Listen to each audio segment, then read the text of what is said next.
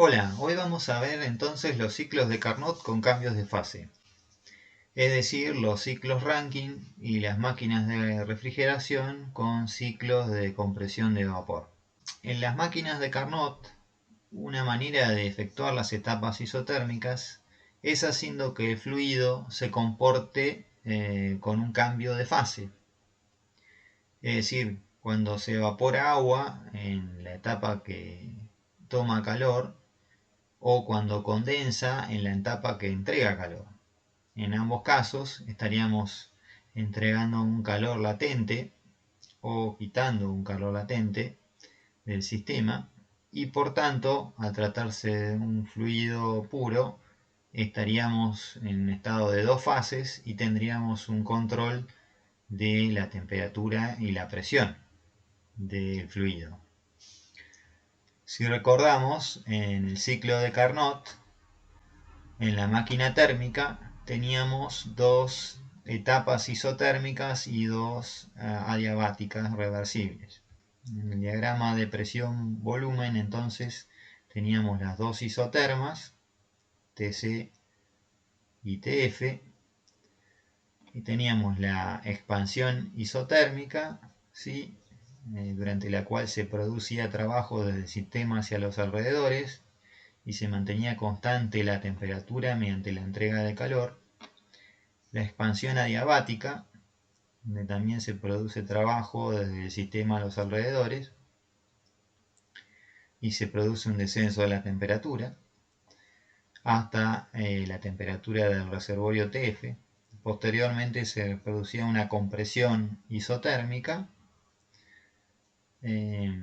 al tiempo que se reducía el volumen entonces del sistema, se quitaba calor para mantener constante la temperatura y posteriormente se realizaba una compresión adiabática durante la cual se elevaba la presión y la temperatura hasta alcanzar la isoterma TC. En una máquina térmica entonces el fluido entrega calor evaporándose en la caldera, que sería nuestra fuente térmica ¿sí? de alta temperatura, y entrega calor QF condensándose en un condensador. Sería nuestra fuente térmica o sumidero de calor, ATF. El ciclo se completa entonces con una expansión adiabática en una turbina donde se entrega calor ¿sí? desde el sistema a los alrededores, y una compresión también adiabática donde una bomba le entrega trabajo al fluido para elevar su presión hasta la presión operativa ¿sí? de alta de la turbina. En la práctica, entonces, en una máquina térmica, el fluido recibe calor QC evaporándose en una caldera y entrega calor QF condensándose en un condensador. En el diagrama entonces de temperatura-entropía, ¿sí? tenemos la campana, donde tenemos equilibrio líquido-vapor, ¿sí? la curva para el líquido, el vapor, el punto crítico.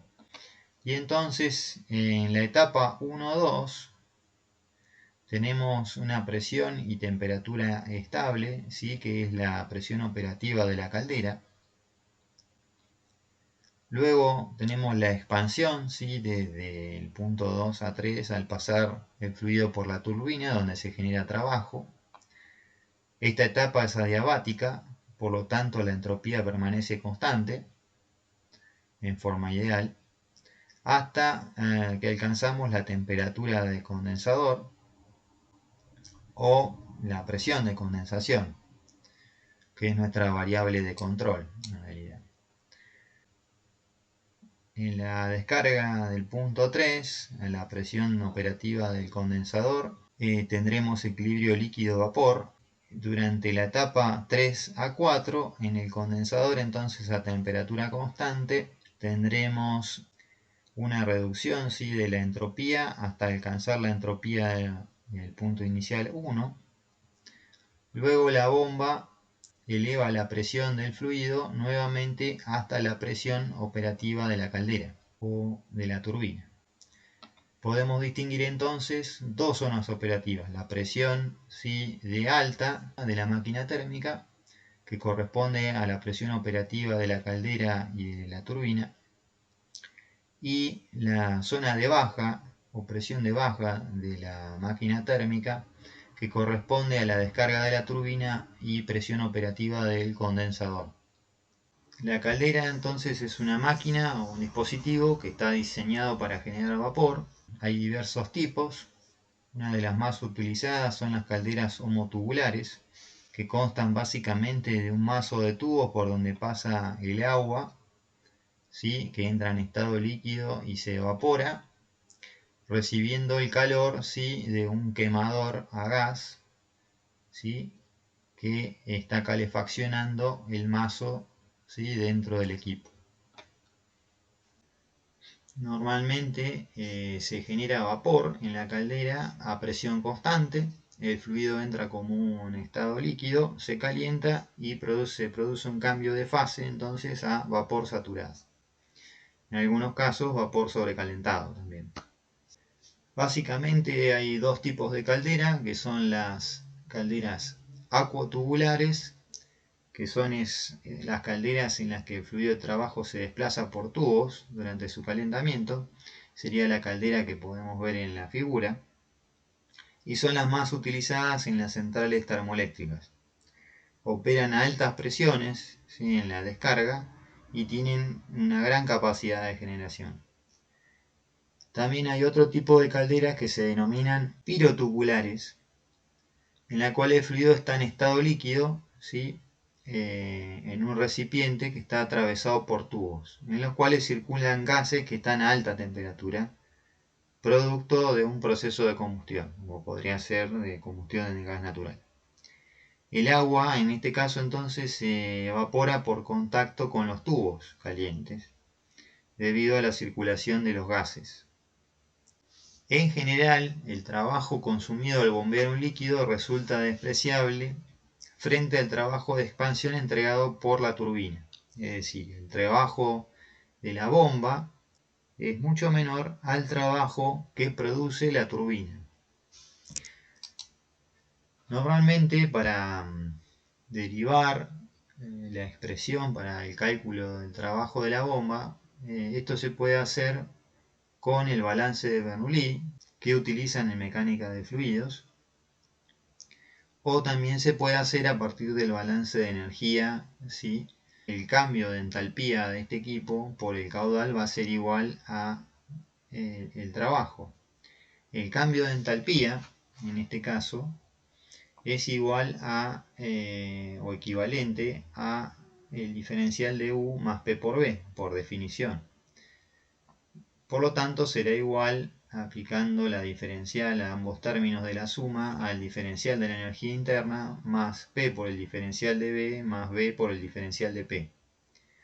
Sin embargo, recordando que el diferencial de U más P por diferencial de B es igual a un diferencial de calor, y que el calor es igual a T por un diferencial de S, entonces podemos expresar que el diferencial de H va a ser igual a T por un diferencial de S más B por un diferencial de P. Sin embargo, si el proceso es de tipo adiabático, entonces no habrá intercambio de calor con el medio, y el diferencial de H será igual entonces a B por un diferencial de presión. Como vimos, los líquidos son incompresibles. Por lo tanto, al integrar la ecuación entre H1 y H2 y la presión 1 y la presión 2, podemos sacar el volumen fuera de la integral, ya que este valor no va a cambiar prácticamente con la presión. Para la bomba, entonces, el delta H va a ser igual al trabajo de la bomba, y va a ser igual entonces a B por delta P, donde B es el volumen molar del líquido.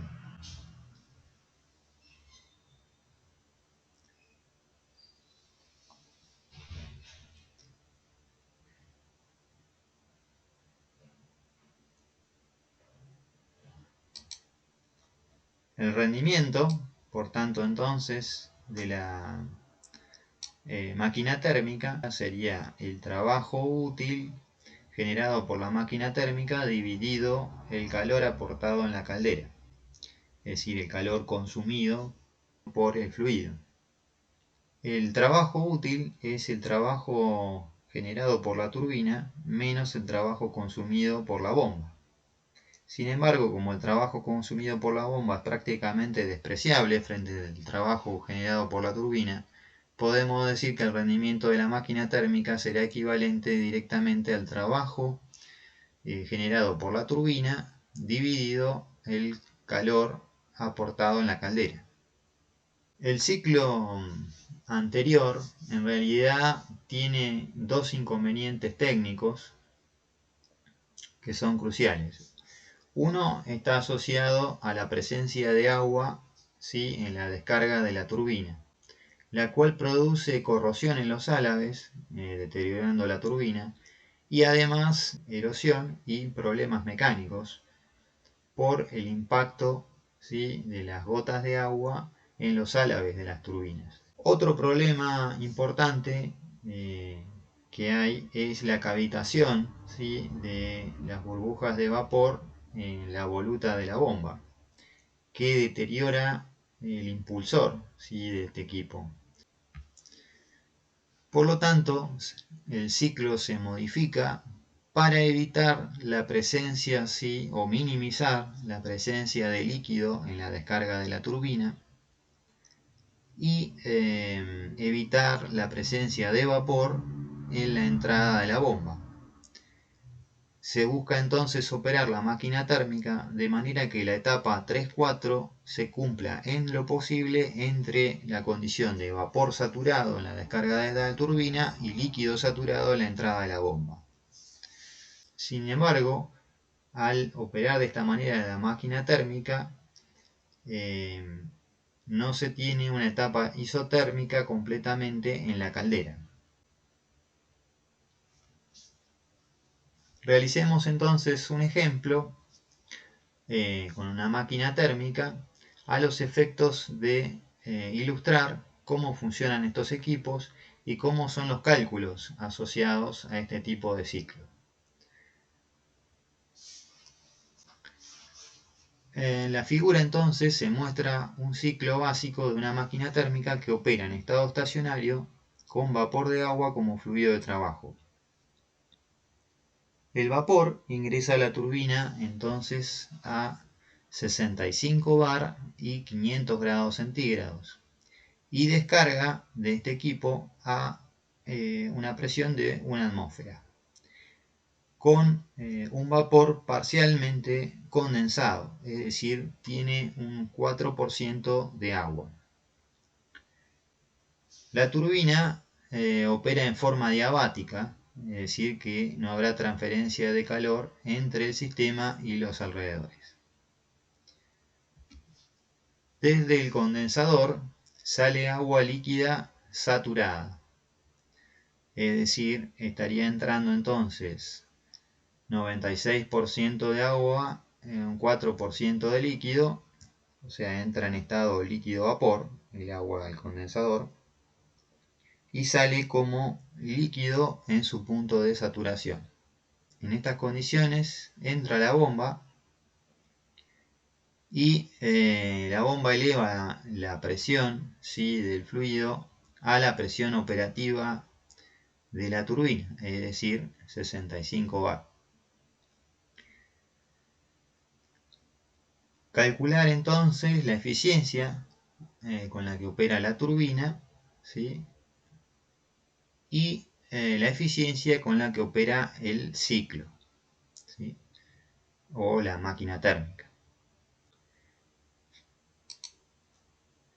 Entonces, el punto 2 está a 500 grados centígrados y 65 bar, el punto 3 a 1 bar y 96% de agua con 4% de líquido.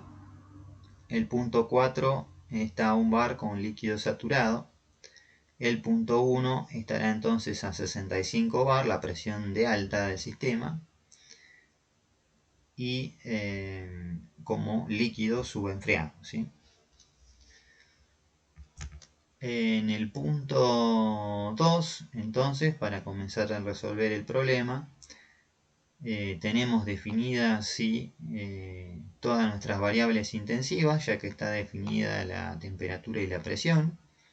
Y lo mismo ocurre en el punto 3, donde tenemos una sola variable intensiva, definida en este caso la presión, pero tenemos dos fases, líquido-vapor. Por lo tanto, al definir una variable intensiva ya están definidas el resto de las variables.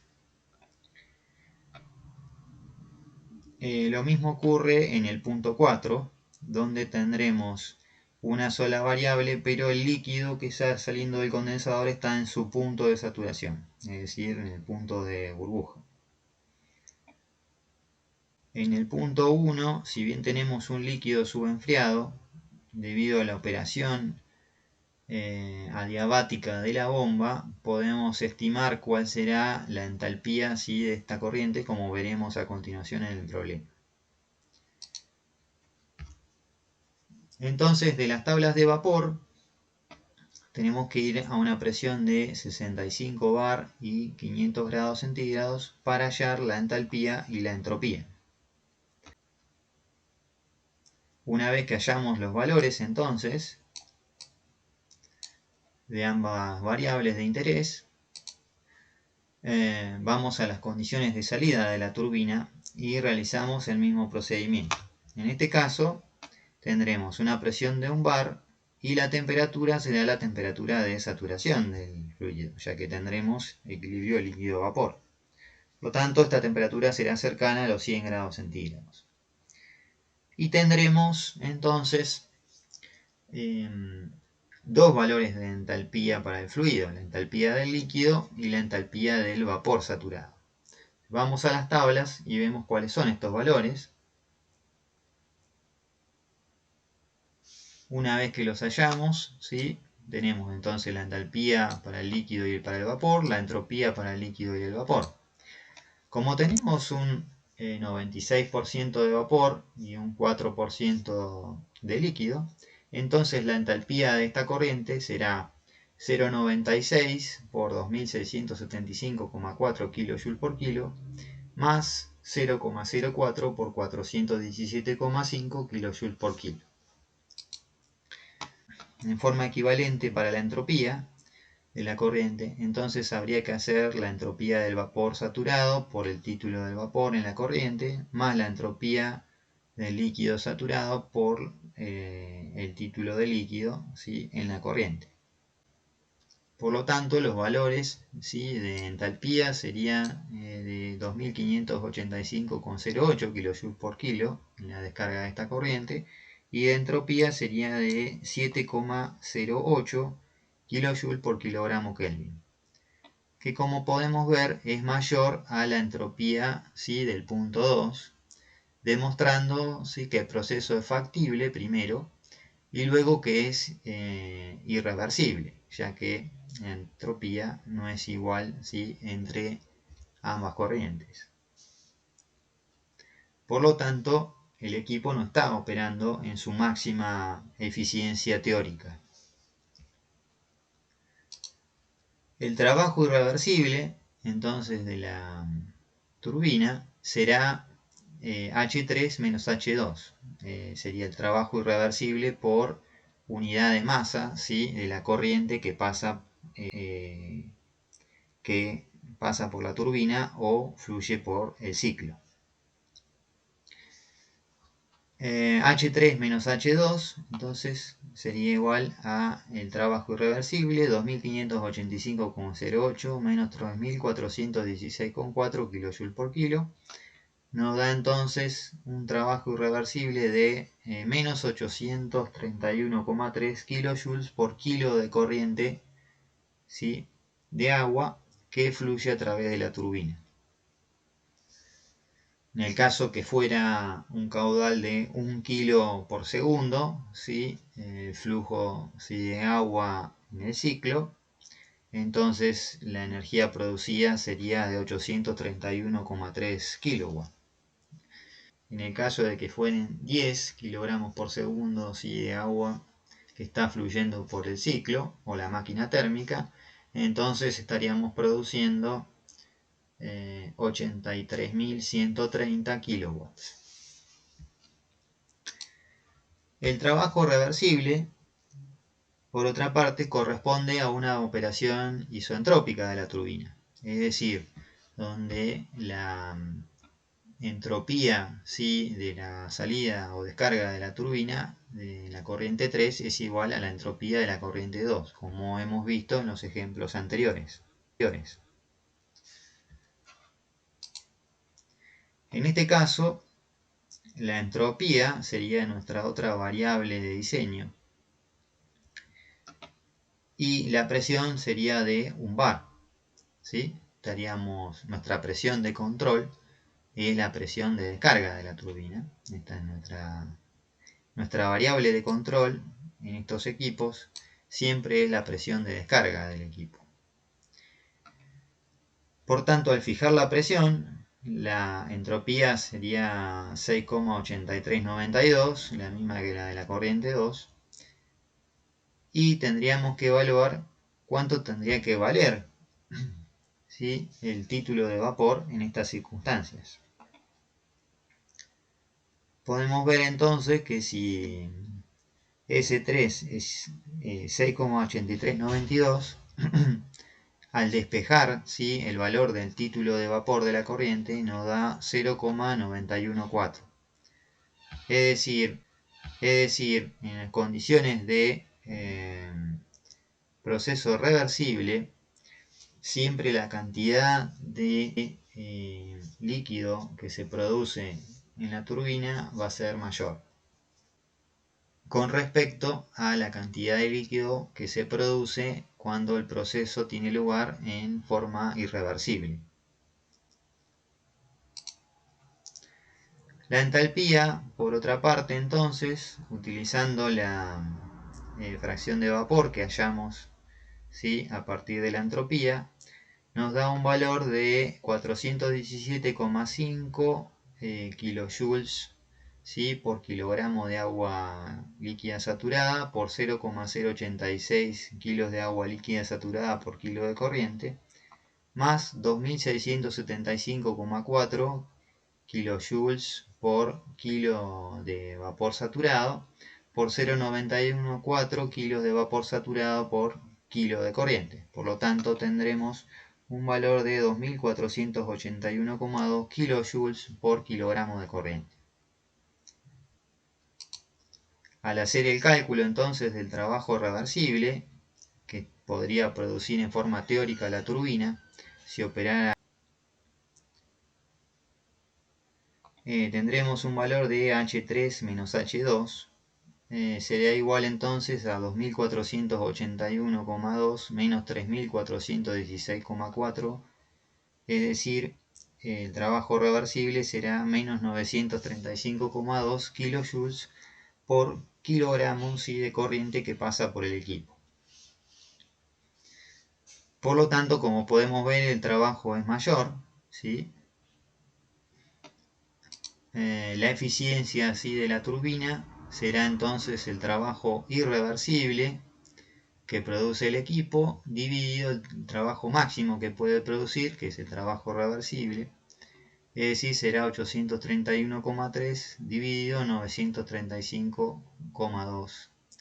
La eficiencia de la turbina será entonces de 88,9%.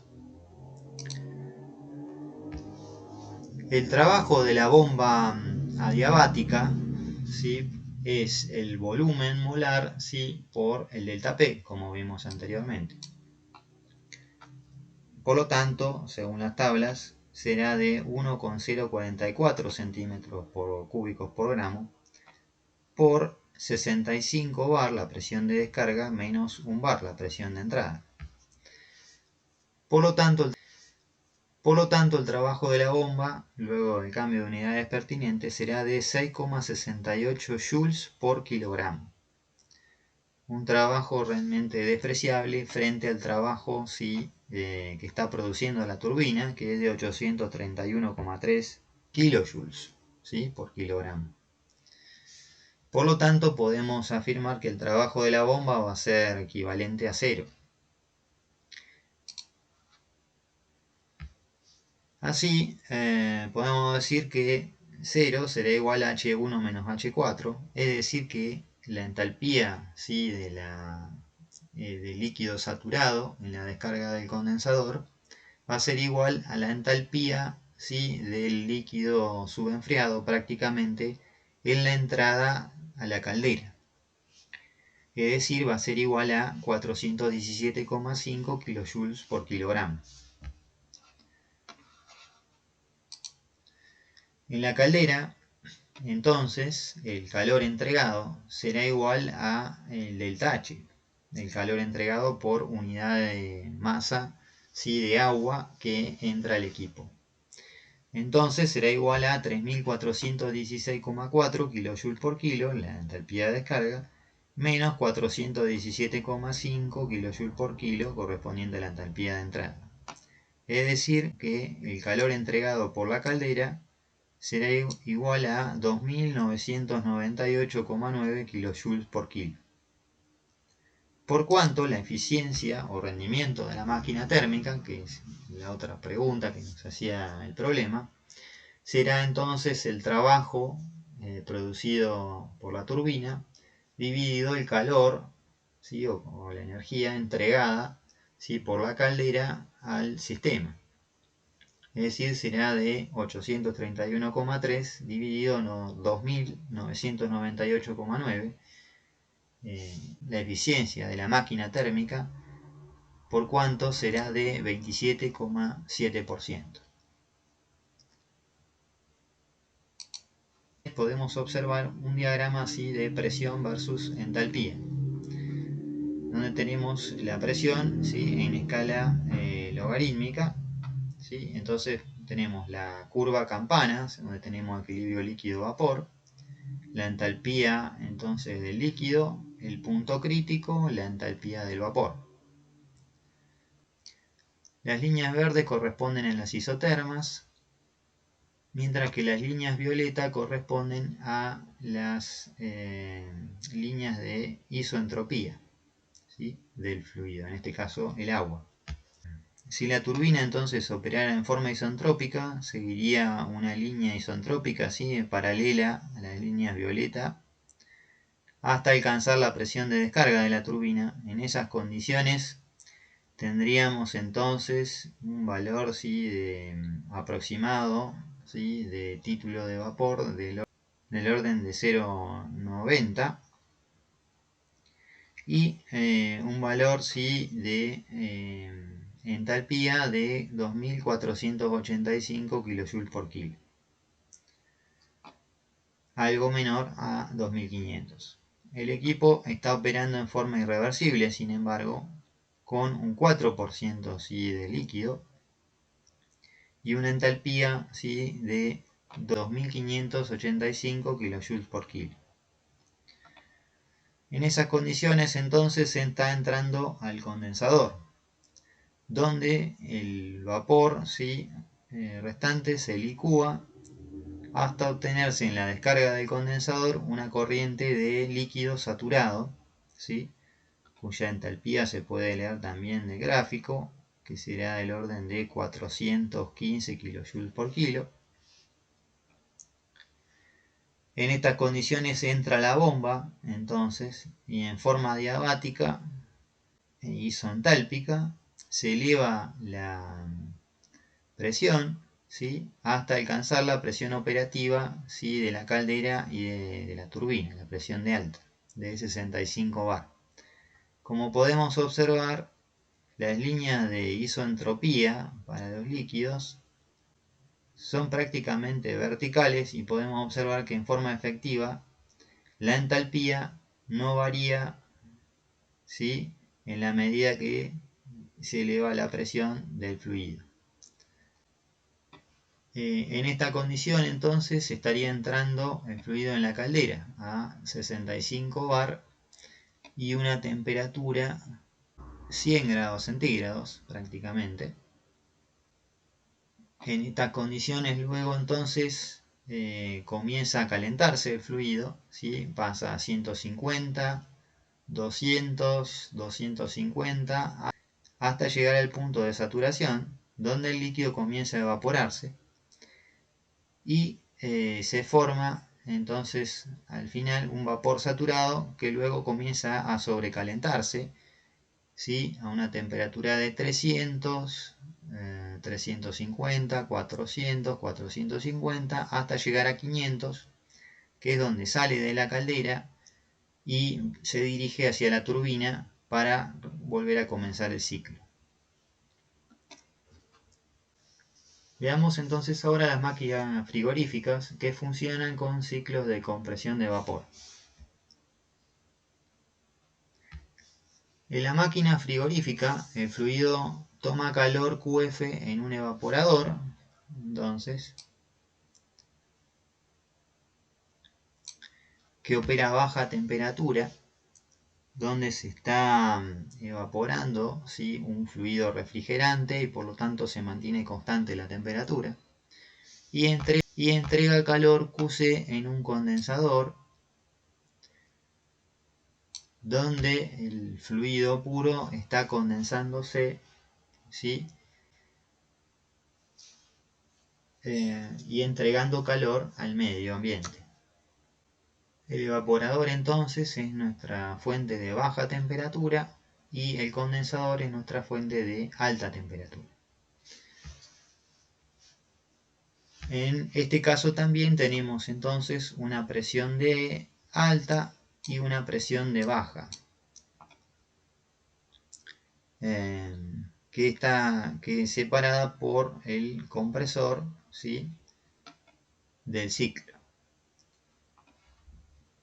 La presión de operación entonces del evaporador y del condensador corresponden a la presión de vapor del fluido, a la temperatura de trabajo, y la presión de evaporador es obviamente menor a la del condensador por las diferencias de temperatura que hay entre estas corrientes. Y es necesario incluir entonces un compresor que consume trabajo para elevar, ¿sí? La presión del fluido y permitir el transporte del fluido a través de los equipos. El ciclo en general se completa con una válvula, que es donde se produce la expansión desde alta presión del líquido a una baja presión, y eso lleva aparejado una reducción muy considerable de la temperatura del fluido refrigerante, que es el que permite, ¿sí? La extracción de calor, ¿sí? Desde el medio refrigerado. En el diagrama entonces de temperatura-entropía, a modo esquemático, tenemos la curva campana, ¿sí? Donde está el equilibrio líquido-vapor dentro de la campana. Tenemos la entalpía del vapor saturado y del líquido saturado. Entonces, estando en el punto 3, ¿sí? El fluido se comprime en forma diabática y por lo tanto se mantiene constante la entropía hasta llegar a la presión, ¿sí? De descarga del compresor, donde tenemos un vapor sobrecalentado, ¿sí? Entra como vapor saturado, se comprime en forma isentrópica hasta la presión de alta, ¿sí? De la máquina frigorífica. En estas condiciones está como vapor sobrecalentado, entra al condensador y comienza a enfriarse hasta alcanzar, ¿sí? La temperatura de condensación del vapor, fluido refrigerante, y comienza a transformarse en líquido. En la descarga del condensador entonces tendremos un líquido saturado que al pasar por la válvula de expansión se expandirá en forma isoentálpica hasta alcanzar la presión de baja del sistema. En estas condiciones, ¿sí? De líquido vapor a una muy baja temperatura, entra al evaporador, donde recibe calor, ¿sí? De la fuente de baja temperatura, se transforma el líquido que había en el sistema en un vapor. En la descarga del evaporador obtenemos entonces vapor saturado, que es el que va a volver a ingresar al compresor para rehacer el ciclo, ¿sí?, de la máquina frigorífica. Los ciclos de compresión de las máquinas frigoríficas suelen representarse en un diagrama semilogarítmico de presión versus entalpía, como el que vimos recién para el agua. En este caso, como vimos antes, tenemos entonces la curva campana, la entalpía del líquido, el punto crítico y la entalpía del vapor saturado. El punto 3, ¿sí?, de compresión es de tipo isentrópico, sigue las líneas isentrópicas del vapor, que como vimos, entonces en el punto 3 entra como vapor saturado el fluido al compresor, se comprime en forma diabática o en entropía constante hasta la presión de alta. En la presión de alta está como un vapor sobrecalentado, entra al condensador, comienza a enfriarse hasta alcanzar la temperatura de saturación, donde comienza a licuarse parcialmente, ¿sí?, el fluido refrigerante hasta licuarse totalmente en la descarga del condensador y obtener un líquido, ¿sí?, saturado. En estas condiciones entra la válvula de expansión, se expande en forma isoentálpica, se mantiene constante la entalpía.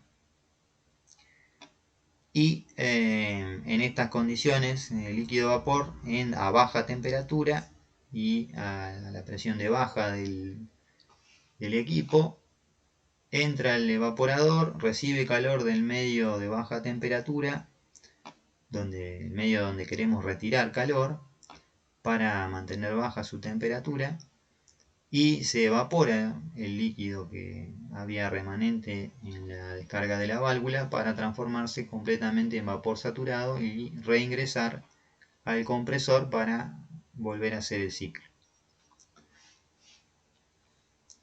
El rendimiento se podría calcular para esta máquina como el trabajo isentrópico dividido el calor QC, ¿sí?, que es extraído del sistema. Pero a los efectos prácticos es muy importante calcular cuál es la cantidad de calor que es posible remover del sistema por unidad de trabajo aportada, ¿sí?, a la máquina frigorífica. Entonces, un coeficiente que se calcula, como vimos, es el coeficiente de performance, que no es ni más ni menos que el calor QF removido en la etapa 2-3 dividido el trabajo WS realizado, ¿sí?, en la etapa 3-4. Valor absoluto nos da el coeficiente de performance, que normalmente es a los efectos prácticos mayor que 2, es decir, toma valores del orden de 3 a 5, ¿sí?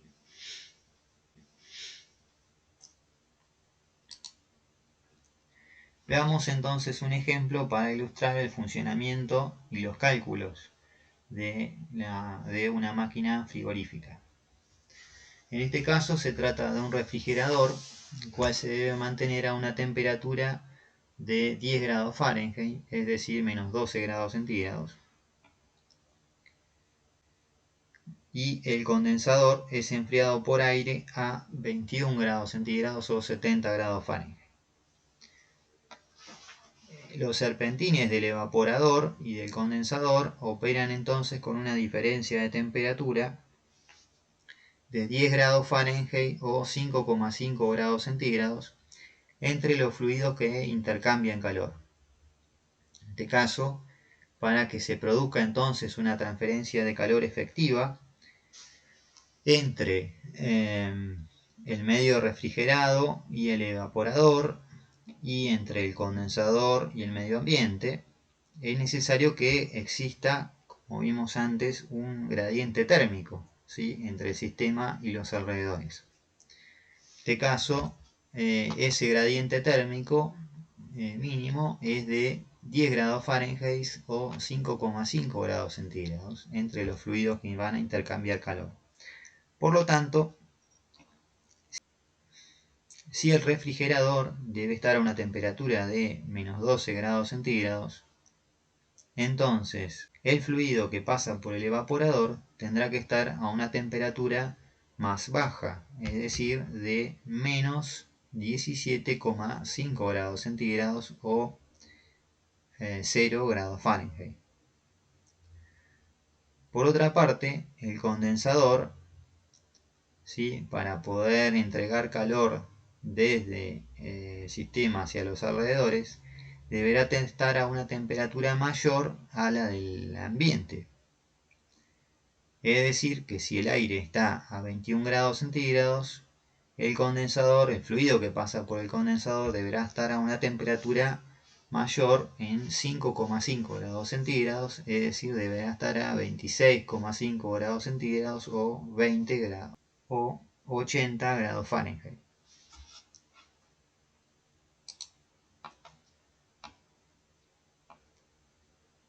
Entonces nosotros podríamos usar un diagrama de presión-entalpía para realizar los cálculos, ¿sí?, de coeficiente de performance, ¿sí?, del ciclo, es decir, cuánto vale QF dividido WS, considerando que el compresor opera en forma reversible y adiabática.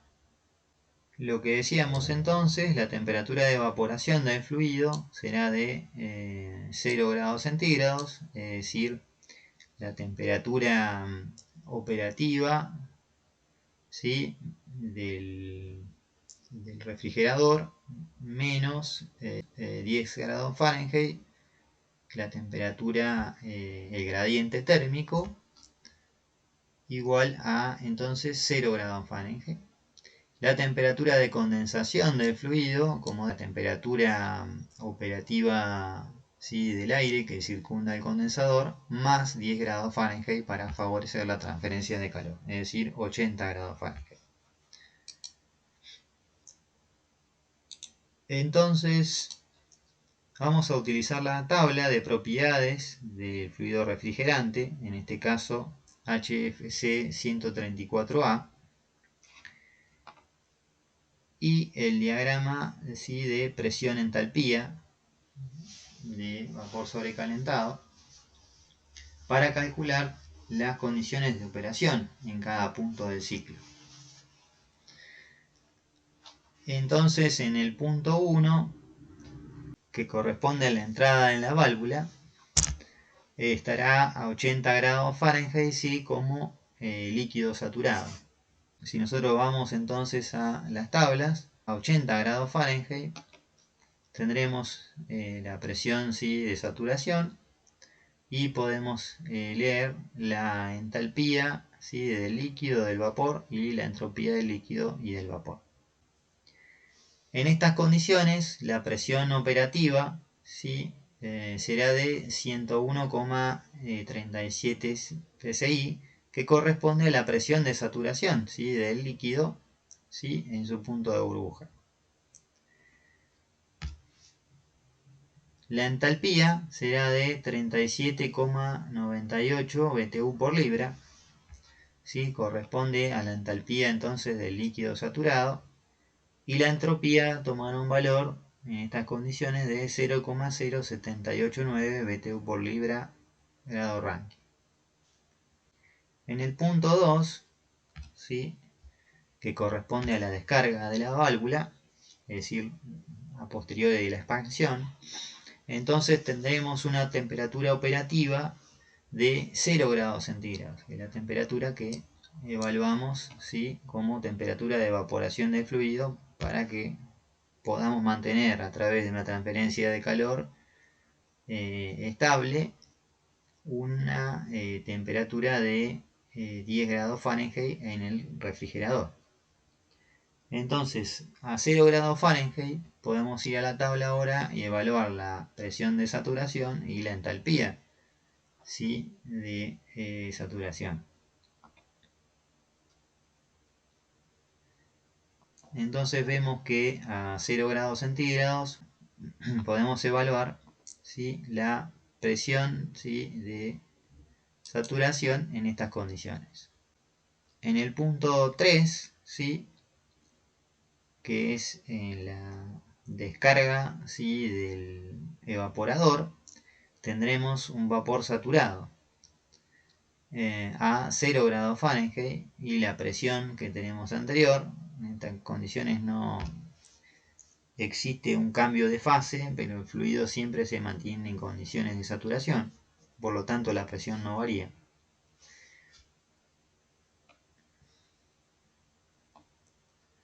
La entalpía, sí, del vapor saturado en este caso, y la entropía del vapor saturado lo podemos leer de la tabla a 0 grados Fahrenheit. ¿Sí? En este caso tendremos la entalpía del vapor 103,015 BTU por libra masa, y la entropía del vapor será de 0,22525 BTU por libra masa grado Rankine. En el punto 4, como la operación es de tipo isoentrópica, ya que el compresor opera en forma reversible y adiabática, entonces tendremos la misma entropía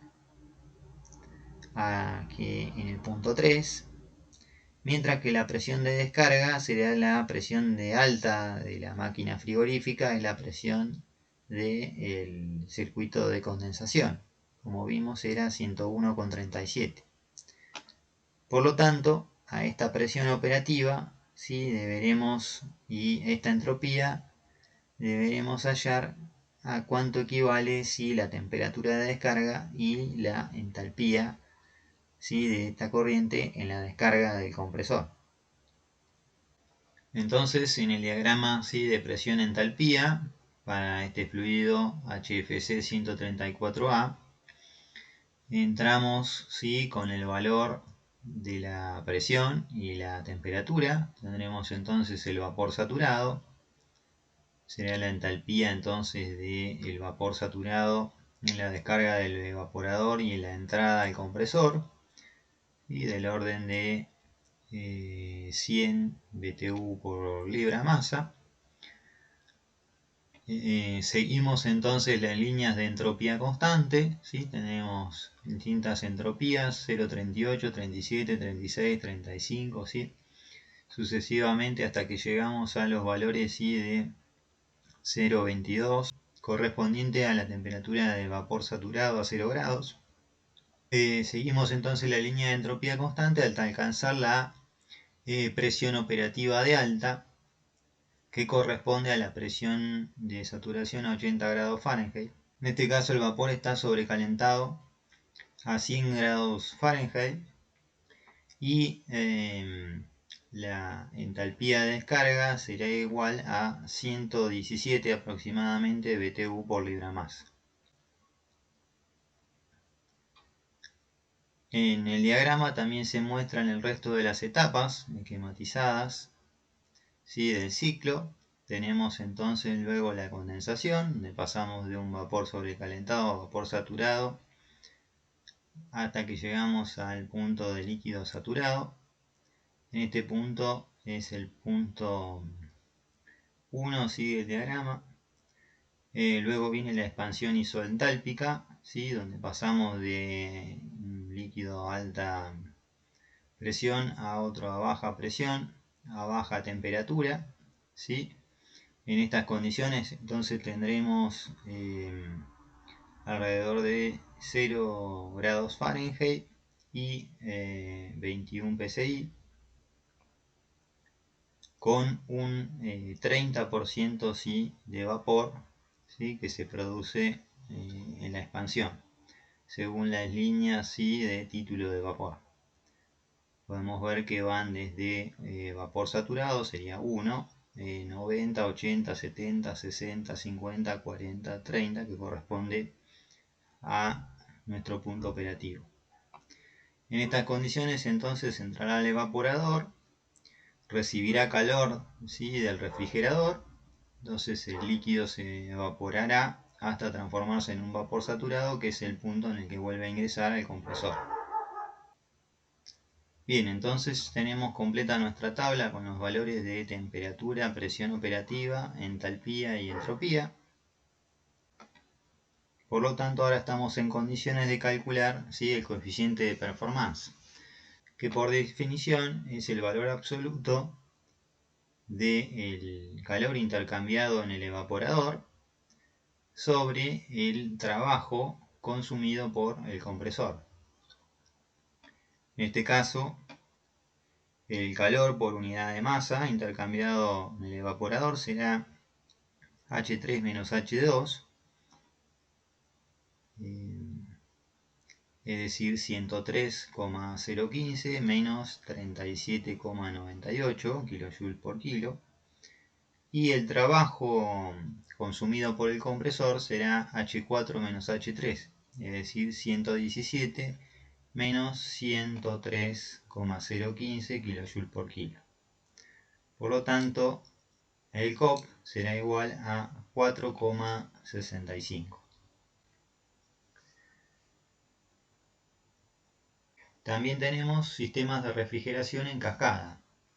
En este caso tenemos dos equipos de refrigeración concatenados que nos permiten llegar a bajas temperaturas sin forzar nuestros equipos de compresión. Por ejemplo, si tendríamos que llegar en un servicio a menos 45,5 grados centígrados en el evaporador, entonces sería útil trabajar con dos fluidos para evitar una sobreexigencia mecánica del compresor.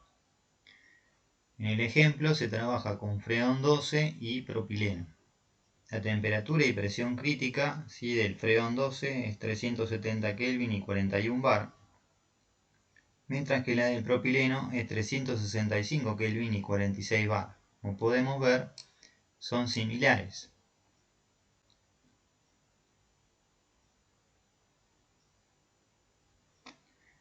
Las relaciones de compresión en las que trabajan estos equipos es de 4,5 y 3,6, es decir, la relación de compresión es la presión de descarga, ¿sí?, del compresor dividido la presión de entrada. En este primer circuito se trabaja con freón 12, entonces en una primera instancia el freón se comprime desde 1,65 bar a 7,5, pasa por el condensador a 30 grados centígrados, condensa contra el ambiente y se expande a menos 12,2 grados centígrados para dirigirse al evaporador. El evaporador en realidad es un intercambiador de calor que actúa como condensador, ¿sí?, del circuito de baja temperatura. En este caso propileno, que está entrando a 4 bar y en estas condiciones tiene una temperatura de saturación de menos 17,8 grados centígrados. El propileno entonces condensa esta temperatura de menos 17,8 grados centígrados, se expande para alcanzar la temperatura de menos 45,5 grados centígrados en el evaporador, y en estas condiciones tiene una presión de 1,1 bar y entra nuevamente al compresor para comprimirse hasta 4 bar. Entonces la relación de compresión aquí es de 3,6, mientras que en el primer circuito o máquina frigorífica es de 4,5. ¿Cuáles son las presiones de vapor a la temperatura máxima y mínima de estos refrigerantes? ¿Qué pasaría si usáramos uno solo de estos refrigerantes para el circuito? En ese caso, el freón 12, por ejemplo, trabajaría con 0,45 bar, ¿sí?, a menos 45,5, mientras que el propileno trabajaría a 13 bar, ¿sí?, si tuviera que condensar a 30 grados centígrados con respecto a la temperatura ambiente. El ciclo completo usando freón 12, es decir, haciendo que evapore a menos 45,5 y condense a 30 grados, entonces trabajaría, ¿sí?, a una presión muy baja de 0,45 bar. y haría que la relación de compresión fuera de 15,4, lo cual sobreexigiría de manera el compresor, que mecánicamente están diseñados para trabajar con una relación de compresión no mayor a 5. Bien, y hasta aquí llegamos entonces con los ciclos Rankine y las máquinas frigoríficas. Y terminamos de esta manera el tema 4. En la próxima clase o video comenzaremos con el tema 5, que es sobre las propiedades de fluidos puros y su cálculo mediante propiedades residuales.